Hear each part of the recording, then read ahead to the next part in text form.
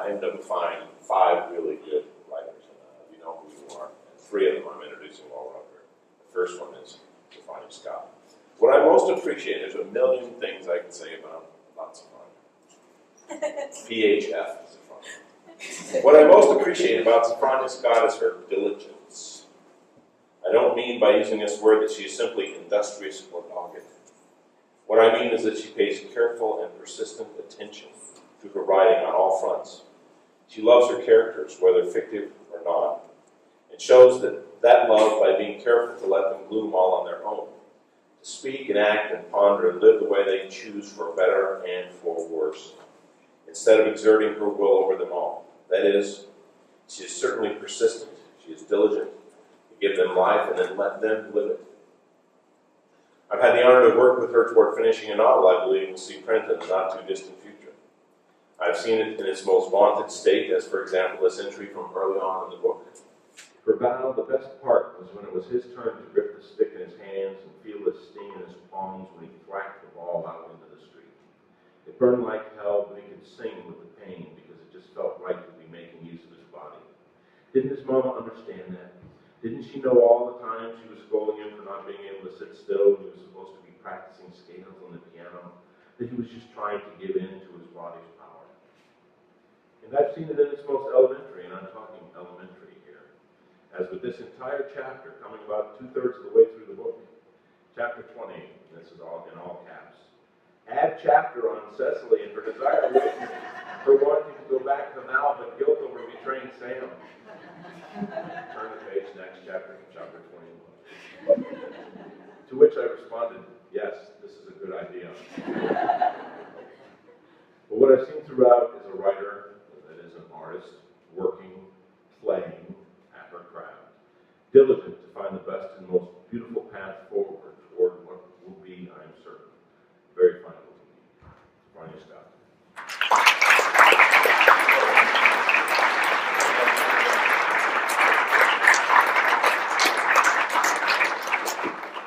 Thank you, Bret.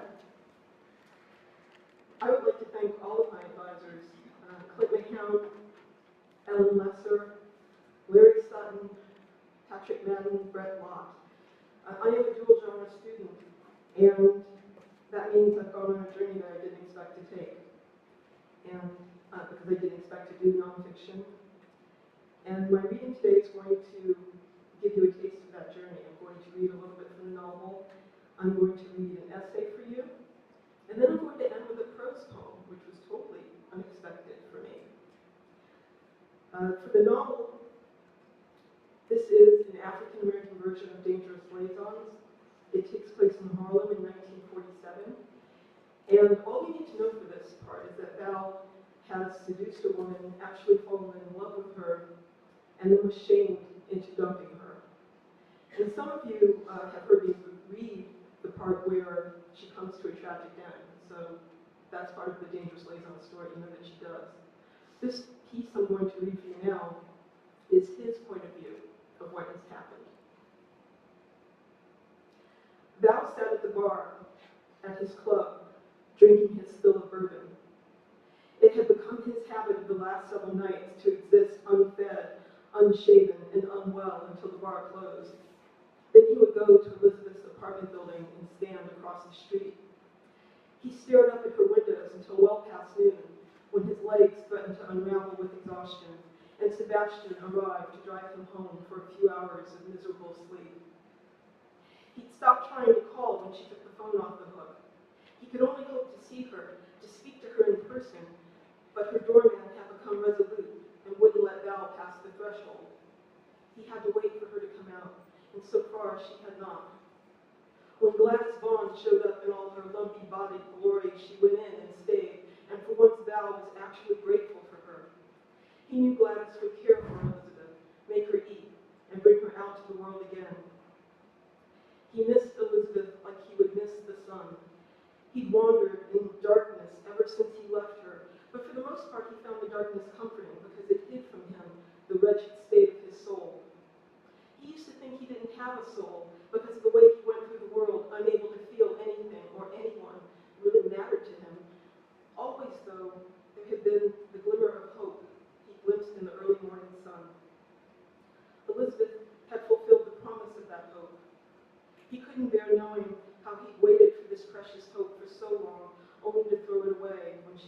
arrived. When he sat on the bar stool and when he stood on the street, he played back in his mind each and every time he had made love to Elizabeth. He cataloged the different smells of her skin, the placement of the freckles and moles that looked like chocolate dots on her body. In the summer, at Aunt Rose's, Elizabeth had smelled like the sun, warm and familiar, when her skin seemed most like his own. Then, as autumn came on, she smelled of cinnamon and cocoa butter, the scents she smoothed over her skin to keep it soft and supple as the air grew dry. But it was only when he was back in bed, exhausted and on the verge of passing out, that Val allowed himself to remember exactly what it was like to be inside her. She was wet and blossoming, folding and unfolding as he pushed into her deeper, but there was always a point where he couldn't tell if he had stopped, because she seemed to be pulling him in more, and he couldn't resist. Val would fall asleep with these memories, and in the morning, in the dregs of half-sleep, he would grow hard and rub himself into the sheets, trying to make the last notes of his dreaming of her as real as possible before he fully woke up to nothingness. When Elizabeth appeared at the window that morning, Val thought he could be the happiest man on earth. It was the first time he had seen her in so long. He wanted to call out to her, but he only stared. Her hair hung down around her shoulders, and the long white nightgown she wore made her look perfectly ethereal, an angel, a fairy. She was so beautiful. Then he realized his lips were moving, and he was talking to her and to himself. Elizabeth, Elizabeth, Elizabeth, he whispered over and over. He savored the sound of her name. By seeing Elizabeth and saying Elizabeth, he tasted her again and remembered her laughter, light and airy. He smiled for the first time in days and raised his arms up toward the window. Though his arms ached to hold her again, all Val really wanted to tell her he just wanted to tell her all the terrible things he'd done, of all the lies he told her, and how, when he once called her his other self, that had been the one true thing he ever said. How else could he have treated her the way he did? He knew so well how to attack her because he knew so keenly how to hurt himself. And he discarded her heartlessly because that's what he thought of himself. If only he could have fully believed in what she said about him, how she said she saw him. But then Val saw his error. Elizabeth was indeed part of him. So he realized all he ever had to do was have faith in the part of him that was her. That part would know how to fight as she did. That part would know how to see as she saw the world. And that part of him would certainly know how to love. Now he burned to tell her of this discovery. He thought if he could just tell her, and not even "I love you," she would understand everything. When she opened the window, Val thought he would have his chance. He stepped forward and was about to call up to her when Elizabeth climbed onto the windowsill. Her toes grasped for the ledge, toes like those of a baby standing for the first time and trying to understand the strangeness beneath its feet. Her arms flew up, just as they had done whenever she wanted to embrace him. Good God, no.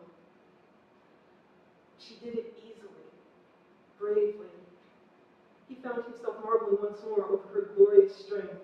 She did it like she knew for certain she could fly, and because she was certain, he was certain too. He fully expected her to catch a current of the morning air in the folds of her nightgown and come floating down to him like she did in his dreams. She would look at him with pity and forgiveness and love. He would weep at her feet. He moved toward her so she wouldn't have to fly so far. A truck nearly hit him when he rushed across the street. He heard its brakes squeal, but he didn't care. To him, everything needed to break. Everyone needed to stop, because there was his angel. Someone shouted, and Elizabeth took flight. A hollow croak resonated in Val's chest, and he realized the cry was his own. No, Elizabeth, no. She seemed to slow on her descent, and he remembered the lightness of her body, how small and dear she felt next to him. He remembered walking on the lawn with her in Westchester, and he remembered how she had warned him about caring too much about what others think. He had told her she was right, and not because it was something he thought she wanted to hear. He said it because it was true. But he didn't listen to her. And now, because of his pride, caprice, and arrogance, Elizabeth, his angel, fell to earth. Val didn't hear the screams around him. He didn't hear the car horns, or when they eventually came, the sirens. He dropped to his knees and lifted her to him. Her head lolled to the right and fell against his chest. He held it there. He kissed her head, rocked her, and kissed her again. His arms ached with the pain of finally being able to hold her at last.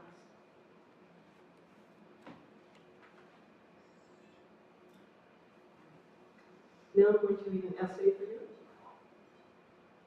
This is called White Shirts, and this piece, I'm proud to say, was published in Douglas Glover's wonderful literary journal, Humorousing.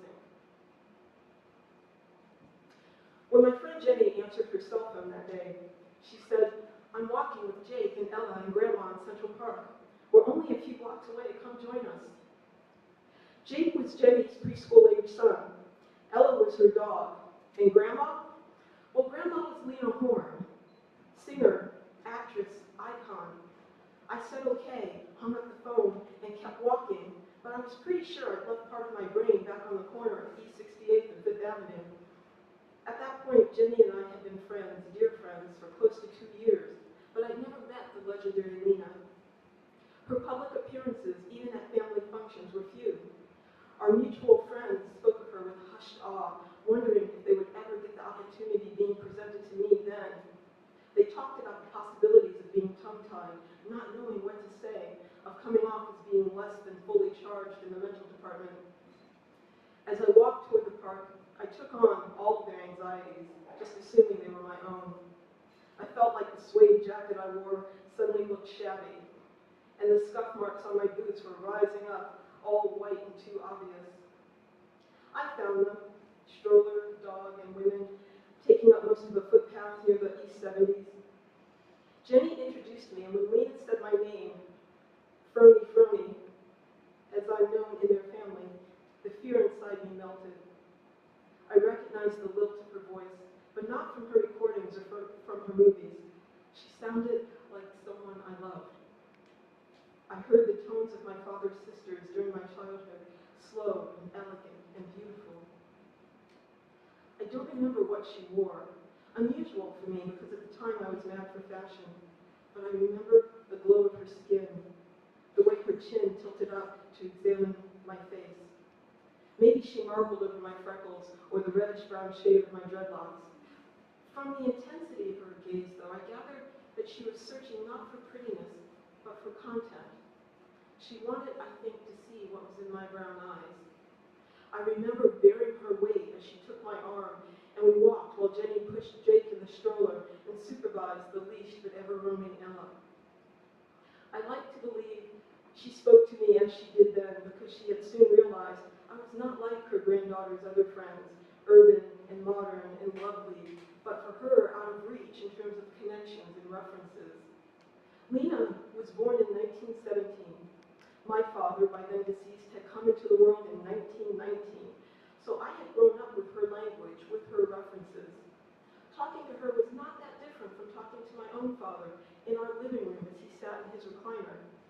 In fact, Lena asked me about my people, and I told her about my father coming from Mississippi and my mother's family from Tennessee, and how they merged in Ohio, but raised me and my siblings as though no one had ever left either of those southern spaces, right down to my father's whippings and demeaning words, which stung even more than the physical strikes. My sisters and I were taught to cook and clean and iron as if they were the only endeavors that could ensure our survival as women. By the time I was 18 and leaving for college, I was so angry I vowed never to return. I didn't tell Lena that part. That's how the ironing talk started.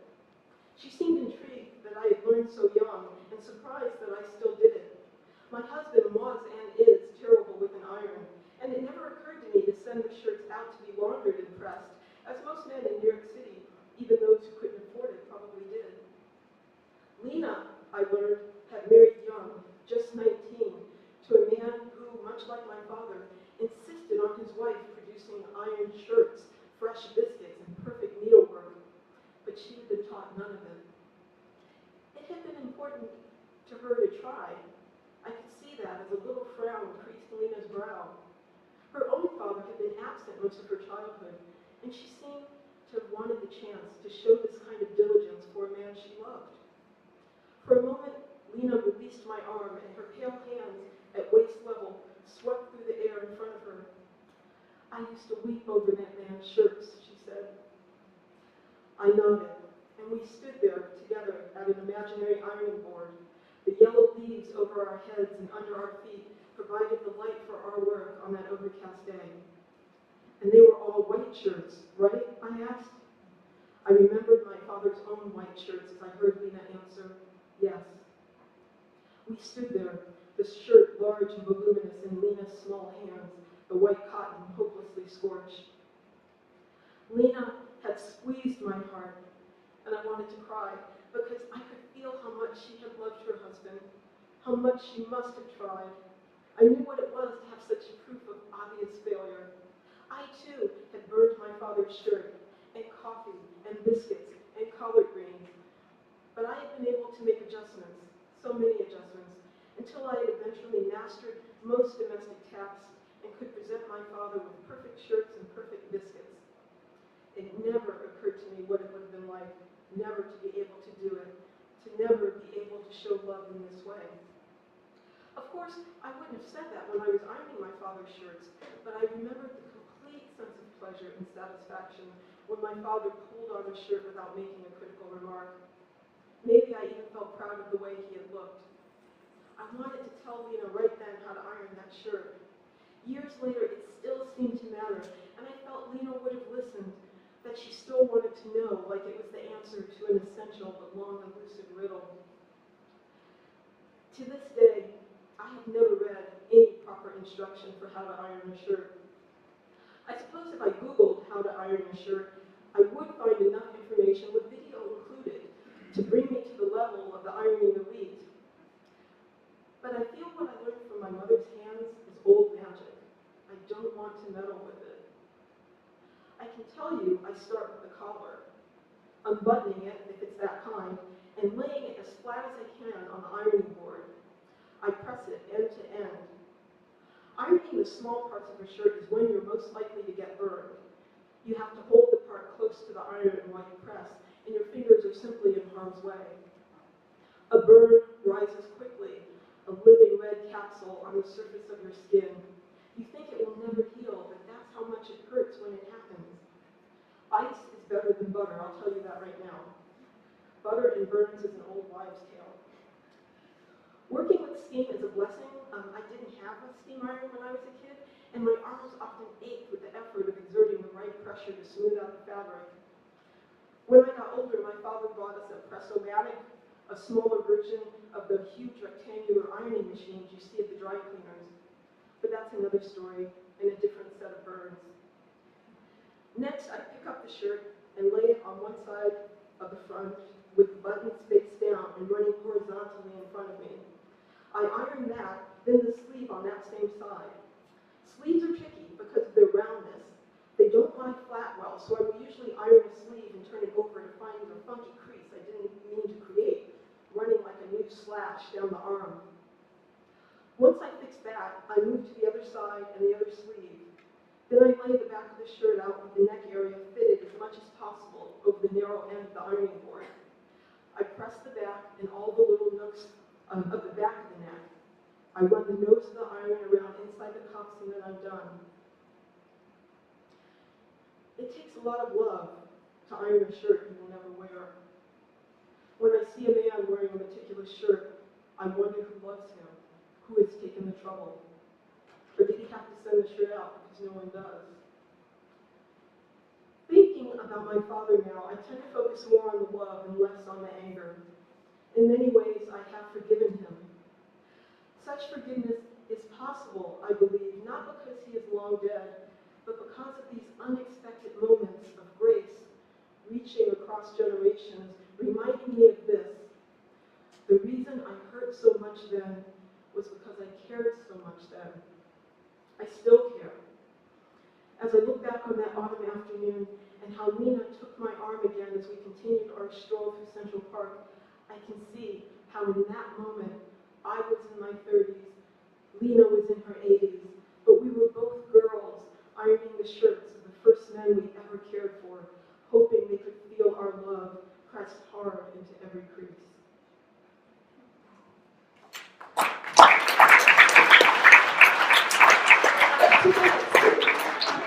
Like 2 minutes. I have a prose poem. It's really short to read for you.